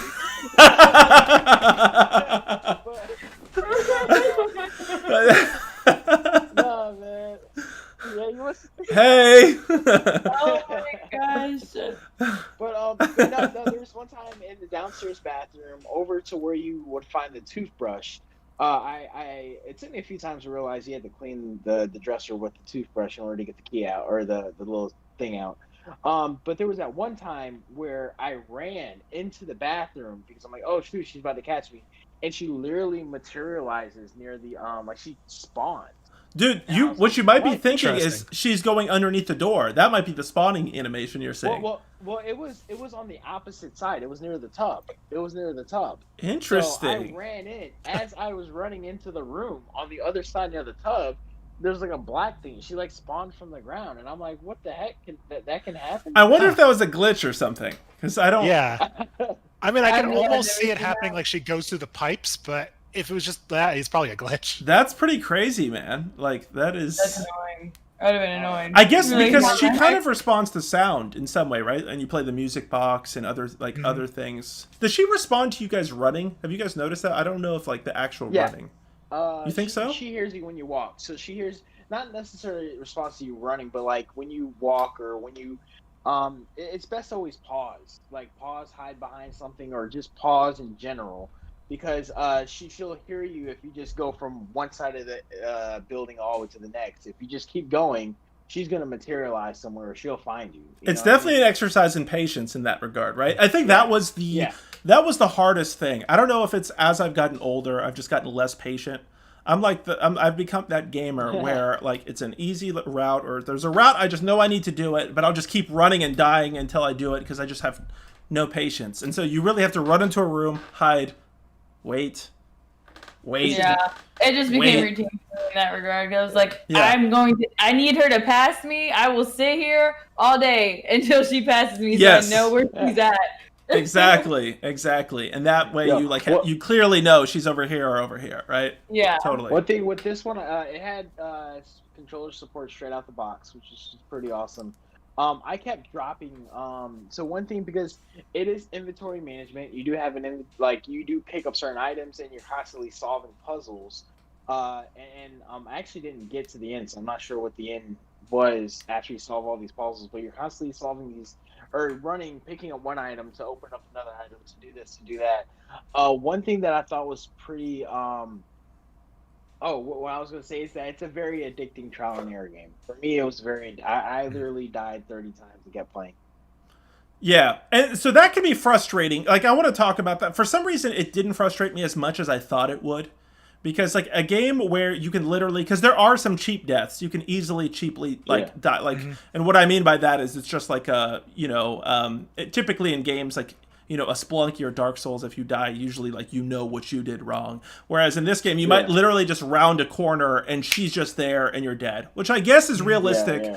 But for a game where you have to repeat a lot of actions, get this key to open this door, to get this, to do that, to do this, that literally means if you, like, die towards the end, or if you're like me, the first time I was streaming this game, I literally hit the wrong button when I got the axe to kill her, which you do towards the end. Wow. I literally hit the wrong button and I had to redo it all.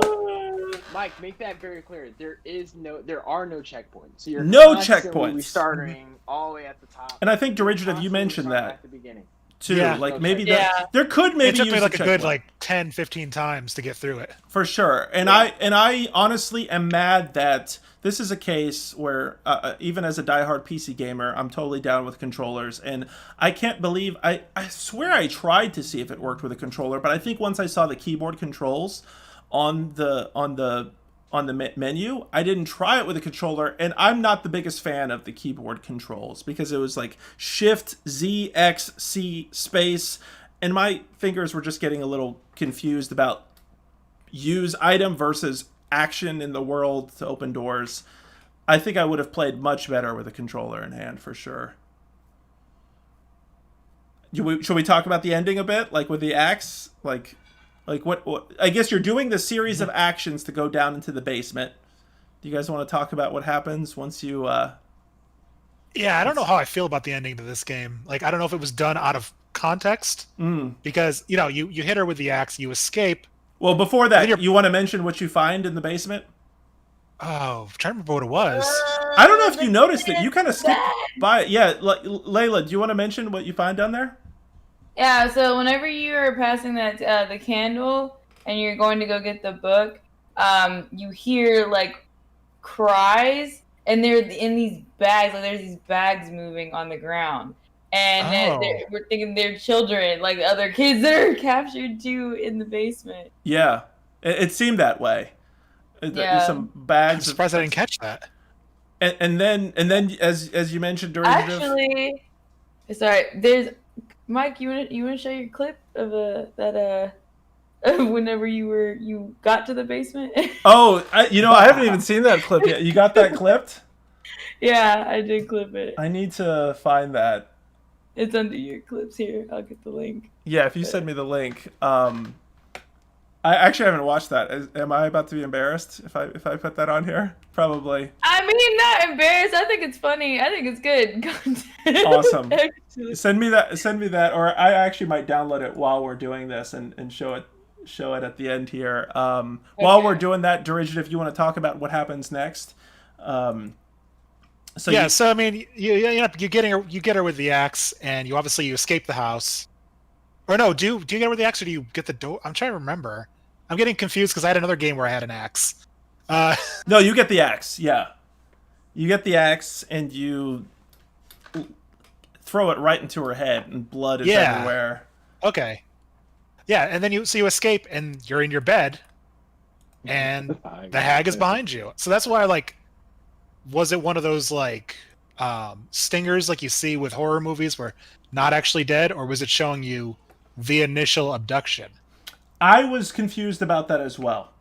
What do you all think about that? So yeah, like you're sitting in bed, you're as the girl, you're holding. You have to run out, we should say as well. You hold shift, you run the hell out of the whole house, and you have to chop down that one last door that you didn't have a key for.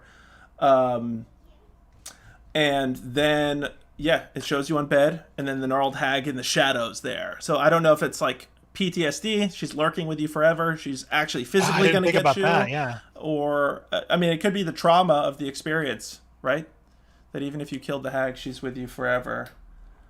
Layla, do you remember the title of it? Because I see 3 clips of me. I didn't realize how many clips were made of this, including one that I'm a little worried about because it's called Mike's Parenting Skills. Did you do that one too, Layla, or no? Okay, awesome. Because there was a game that we played about a demonic baby that you had to babysit, which I didn't include for this week's, but maybe at the end of the... I can show that clip at the end. Oh my gosh. Okay, this is the one. I'm sorry. Y'all were talking, I was just laughing. No, please, just let me know which one it is. I think I have it downloaded. It's called it's Heh. Okay, I think I got that one. In fact, here, I might be able to just put it on the main screen here. Okay, let me just do this. Oops. All right, we're going to try this real quick for everybody. So I know there's a stream delay for you guys, so...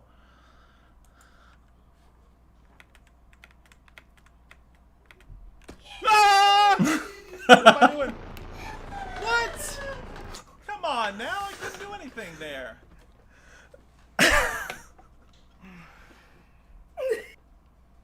I love this.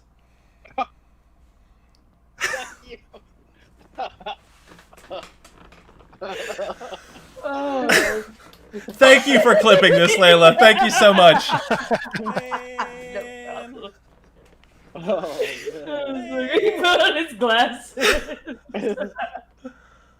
Yeah, dude, I was hitting that use button for sure. Go for school now. I swear I thought I was hitting the right button. On. Yeah, that's the when you get to the basement. I was hoping it was gonna show the bags in there. It might. Well, I have one more. You did one more clip of that. Let me put that on here. Yep, there it is. There's the bags. So for those watching, you can see some bags briefly. Yep. There they go. Yeah, the bags of kids. Okay. I'm gonna drop this here, and I'm gonna run until I can't run no more. Then pick up. Got the book. Nope. Oh! So you guys can see I clearly freak out at this stuff. Terrified as shit. Yeah. If this was the game that she like, This is the game that had me Layla level reactions for sure. Yes. If this is a game that kind of gets that reaction to you, I know of a game that's same style. I don't know if it'll get the same. How do you feel about Garfield? like cat? Garfield the cat? Garfield the cat. I don't know how to. I'm worried how I'm simple. answering this question. There is a game on itch called Lasagna Boy. I remember you telling me about that. And you've got like, I don't know if you've experienced. There's a subreddit called "I'm Sorry, John," where it's these like creepy, eldritch, gnarled versions of Garfield. No. So yeah, there's this whole series of fan art of horror Garfield, and this game is Garfield as horror, same style as Gnarled Hag. You're hiding. You have a live system, so you don't have to worry about the checkpoints. Really do recommend it though. Wow. See if I can find a link of it. Okay, Put we that need in to. if you can, put that in the Twitch chat. Yes. Yeah, I'll throw it. Yeah. That sounds awesome. I would love to do that. I'll throw one last clip of here. That was really cool. For I'm the gonna people, come back put to it that. in the chat. I wish I could beat it on the stream. Do it for the chat. I'm trying to fast forward to this clip. I don't know. I'll have to show at the end. I'll show the parenting skills one as well. Oh, that one We'll was have to funny. show that game. I know we're limited on time here. We're trying to wrap up by 9 because, of course, presidential debate is happening tonight at 9 o'clock. Make sure you all vote. Potions and Pixels, of course, is non-profit, non-partisan, but we think you should definitely do your civic duty. So that was Gnarled Hag. We are going to discuss the final game of the night, and that is Perfect Vermin, which is going to probably be hard to discuss in 15 minutes, but let's try to do this. Perfect Vermin, for those who are watching right now, is very interesting. Also probably takes less than half an hour. Probably if you're really quick at it, you could probably knock this out in 15 minutes. As you're watching the game right there, you are essentially in a building with a sledgehammer, and you are tasked with finding the vermin. And you kind of quickly find out that what the vermin, I don't know what they are, but what they are, I don't know how to describe it. They're essentially items that seem like they're out of place. Like if you go into the break room and there's 2 refrigerators, why are there 2 refrigerators? Smash the hell out of them both, and you'll realize that one of them is actually some sort of living being, some sort of monstrous creature. Yeah. And then, as weird as that sounds, shit gets even crazier. Yeah, they're basically mimics. If you've played like the latest Prey game, it's, they're just innocuous. They look like a chair, they look like a computer, but they're somewhat out of place, and that's how you know that they are not what they say they are. Exactly. And shout out to Goat God OW for catching me on my spelling error there. Yes, not prefect vermin, perfect vermin. Thank you for that. And also shout out to Discombobulated 36 for following. Appreciate you so much for that. Let's break this down a little bit more. So it's really weird. So you're destroying all these vermin, and then you're suddenly on a newscast, right? Like, or seemingly, is it like a newscast or commentary? What the hell is going on with that? It's a newscast. I mean, you could straight up see the FFI news behind the guy. Yeah. Yeah. And so for me, it reminded me of that cat game. I'm not sure, like just a few weeks ago, we played like some cat game where you're going around. I mean, there's a lot that apparently of messaging that's in this game that we'll talk about in a sec. But when I first played it, I'm like, yo, let's just go F some stuff up. Yeah, me too. I smashed everything. Every item in the first level I smashed. Yeah, that's all I did. Is hey, let's just go around, let's just hit things. And honestly, I didn't really think too much of it. Like I said, I thought it was the cat game that we played a few weeks ago, where you got to just push everything on the floor. This time you get a hammer and you get to like kill all your appliances that happen to bleed. Was there anything outside of that? I think there was. Did you guys? If you continue a bit more, what happens is, so you're on that newscast, and the newscaster is like essentially talking to you, and he's essentially telling you to go into the elevator and redo the level like faster. And now it's suddenly timed, and then you're in another level that's different, and then the level geometry will be upside down, and then suddenly you're on 2 newscasts at the same time, and so you're controlling your character in 2 different worlds, and then as the newscast continued, the person who's talking, the newscaster, is looking more and more infected. They start off a normal human being, and then they keep on like looking infected and like gnarled and disfigured, and it gets creepier and creepier to the point where the final part of the game, which I actually went through the whole game again, because on the stream, the final part of the game, the whole environment's crazy, and there's a timer, and they're delivering story and timer, and so I was looking at the timer and not reading things, but then I played it again, and it's just the text, the stuff is just creepy, it's. I guess with the time we have, I'll just go straight to the ending here. Then the ending. Once you get to the ending, you're in a scene. Or you saw a scene right there where there's like a lot of no smoking signs, and again the level geometry is crazy. But then the final part, after you've destroyed all these vermin or gone to this, is you're in a hospital or a doctor's office, and you hear knocking of the door. A doctor comes in, but everybody's invisible, so this is just like a memory. And you see a chair depressed, so somebody is sat in the chair, and you're listening to the dialogue, which sounds like it's between the doctor and the newscaster, if I'm not mistaken, or maybe you. And essentially, the doctor's telling you, you're saying, "I got to get out of here. There's something going on downtown. I want to cover it." It's like like a big career move for me to cover this. And the doctor reveals that you have cancer. And you deliver this crazy dialogue about like how will people know I lived if there isn't any evidence of my existence or life. And then it cuts into this music. The music is awesome, I should say. That ending music, the beginning music, same music. It's really awesome. And that ending alone makes you rethink about everything you just did. And it just all seems so much creepier. So I don't know. Do we want to jump into theories? I know, Dirigid, if you have some thoughts about this, I have some theories. Yeah. Layla and Tony, I wonder if that changes your thoughts as well. But Dirigid, if you want to talk about your theories. Yeah, so my theory is actually not really creepy, to be honest. Okay. So the newscaster, I think, is clearly the character you're playing. This is kind of where my mindset comes on this. Interesting. One thing you notice when it does cut to him, he's got the ashtray next to him, whole bunch of cigarette butts in there. So he's clearly a chain smoker. So that's who you see at the end when you're in the office. Mentioning that he's got this really aggressive cancer. I believe personally that the stuff going on in the office.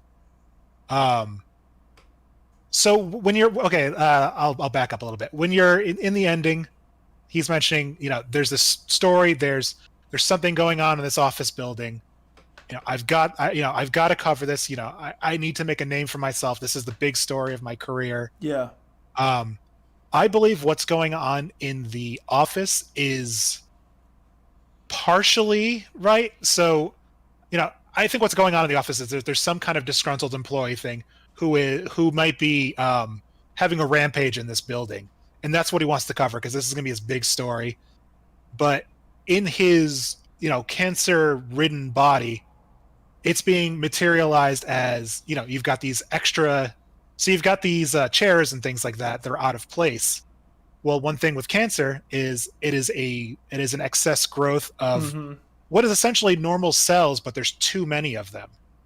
So the fact that there's like these chairs, there's a toilet in the break room for some reason, and there's an extra chair where it shouldn't be. That's the cancer cells, and you're desperately trying to destroy them, to keep on living. That's kind of my mindset. Is he kind of combined this story of there's this crazed person in this office building with the fight he's going on, knowing he's got this terminal cancer. He's got days, perhaps weeks to live. That's very interesting, and I that's very interesting. So you're saying he's not the person in the game. The person you're playing is not the same as the newscaster.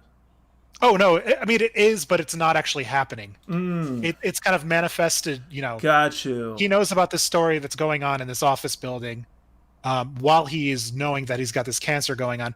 Maybe the chairs are they're actually like the dead bodies or something like that, but they're being kind of represented as his cancer cells. At least is the way I've been saying it. Maybe I'm looking a little too much into it. No, I don't know. No, this sounds great. I'm happy with that. Like, I want it to be that. Yeah, I agree. I agree. I love that analysis. I was just trying to F some stuff up. right. I just wanted to destroy stuff, but I'm cool with that actually being what's going on. Yeah, Darth Sabal was saying if you've ever worked a help desk, this is great frustration relief. It really is rather cathartic destroying this stuff because everything crumbles nicely. The physics work pretty well or really well in terms of how they break apart. So it really is cathartic just destroying shit as you go through it. I definitely think. I definitely agree with you in terms of the cancer analogy holding with what's going on in the building, especially with the name Perfect Vermin, because as you said, with cancer, it's essentially like an uncontrollable growth, right? And it almost in some ways, I can understand why it's perfect vermin because it's taking what's already there, your cells, and it's just growing those out of control. So it's taking what makes us human beings to begin with and just overdoing it.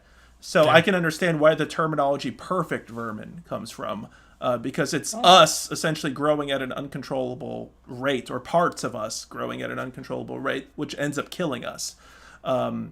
So it's interesting to kind of look at it like that. Yeah, it wasn't clear to me whether you are that guy or not. So I'm curious about that. Part of me wonders if like you actually heard that news in the doctor's office and then you still went off to destroy it and you like overworked yourself. You know what I mean? Because we don't actually know what happens after that doctor's office visit. And so I almost got the idea of maybe something's going on downtown and you are the one going down there to do it. But I'm not exactly sure. And I also wondered if these vermin were, you know, if the vermin itself are infecting others, or I don't know. There's a lot of kind of different layers to it. It's I was blown away with it. So whoa. No, I'm not gonna lie. Like I didn't. Interesting enough, I feel like I picked up more from that Tarnish, like a lot more subtle hints and stuff like that. As far as this particular game, Perfect Vermin, like I didn't pick up all these clues. Like, man, I feel like, what the heck was I doing? You know? Well, a lot of it was delivered just in the newscast portions and at the very end of the game. So it kind of hits you hard at the end of the game with the info. I think the idea, there's something also to be said about the game, the newscaster, potentially, you know, you as a character, like saying to do it again. So I feel like maybe Durative, to your point, like maybe this is an overworked individual that wants it to be perfect, right? Let's do the same thing again. If it's like a news story, let's do it again. Let's do it live. Let's do it perfect. And maybe that lifestyle of the smoking, because we do see this anti-smoking cigarette stickers like everywhere. And so maybe this is just, and as I said, the newscast, you could see the ashtray is just full of butts. So he's, you know, obviously has not quit smoking even though he's got cancer. Yeah, I mean, could the message be that simple, that this is an allegory for like working in modern life? That literally, if you overwork yourself, if you oversmoke, if you do things to a perfection, you're actually going to kill yourself, right? I mean, that's what it kind of feels like. That in the pursuit of perfection, that you have this timer, that you have to get things done correctly, that you have to work in this cubicle-like environment, that and you're smoking, you're trying to cope, you're trying to find escape. Right? I mean, that's how it is in a lot of life. Modern life is very similar. It sounds a whole lot like a bank of which I will not name. Right? But isn't that like that type of lifestyle? Layla, I mean, you can relate, right? We've talked about this. Like that's you're why saying, I was like, stop hitting me hard. Stop. I mean, like the whole like. I felt this way too when I left my work to do Potions and Pixels full time at the end of last year. It's just like a lot of regular work can be demoralizing, and even I wouldn't even put my work necessarily in that category beforehand. But you know what I'm saying, like. I feel like every episode so far, like lately, I've been going on that rant of like, how corporations, like when you work for corporations, they treat you like a number. They really don't care about like your well-being. They give you unattainable goals. Like they give you goals to attain, but then it's never enough. It's always like you do more, and it's like you can never make them happy, because they're always striving for something else from you. Yeah. Without treating you like a freaking human or a person. So like whenever I left, and went straight into streaming and you know, my clothing line and all that stuff, I may be super stressed out, like, but I'm responsible for my success. You know, I don't have somebody harping over me, telling me like I'm not doing it. It's me, and it may be stressful, but I'm still the happiest being this stressed. You know what I'm saying? Yeah, I'm totally. happier in this environment because I'm in control of what I do and not having somebody pointing at me, telling me I'm not doing anything. And you can think about that live-work balance a lot more. For sure. Work-life balance, that thing. Yeah, that's like a whole thing, like in a handbook, like that you sign off, like for HR purposes, but it's like not real. Yeah. No, I totally feel you on that, and I gotta say a huge shout out to the developers actually in the Twitch chat. Yeah. So it's Damasio, if I'm hopefully pronouncing that correctly, says glad to see you guys enjoyed the game. We worked long and hard on it, so it's nice to see it be dissected. Really appreciate you not only being here, but for you and your team to create such a really awesome game.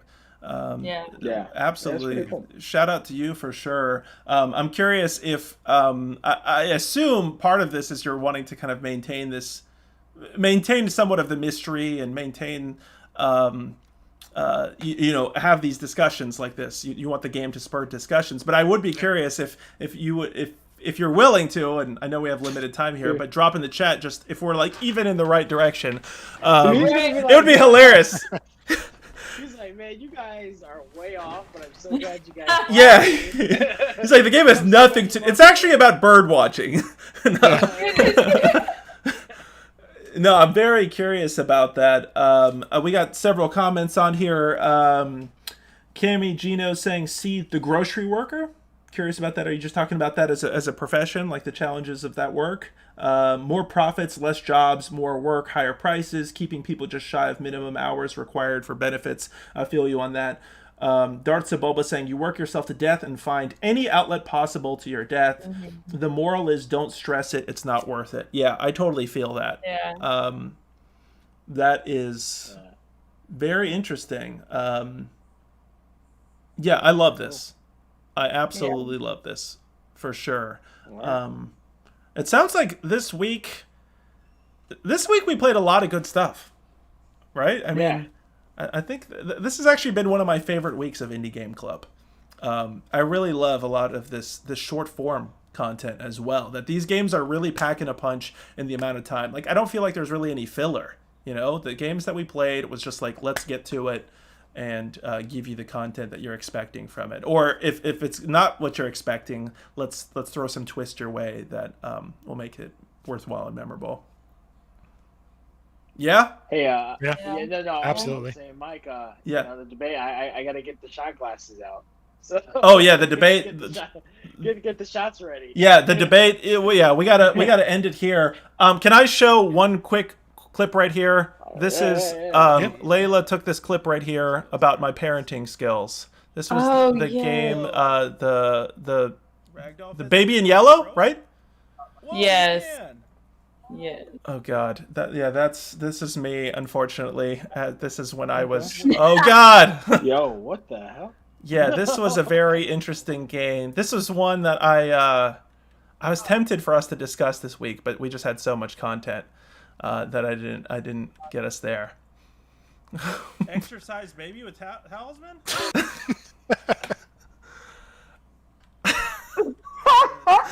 exorcism.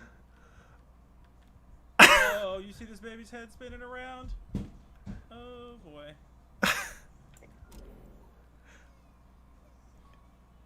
Whoa, what the hell? Now that's some freaky shit. I think that is the perfect way to end the episode, folks. Just like a lot of these games, we're going to leave you with more questions than answers. We're not going to tell you anything more. You can judge all of that. Very interesting. Stick around for 1 second. We're going to raid a channel.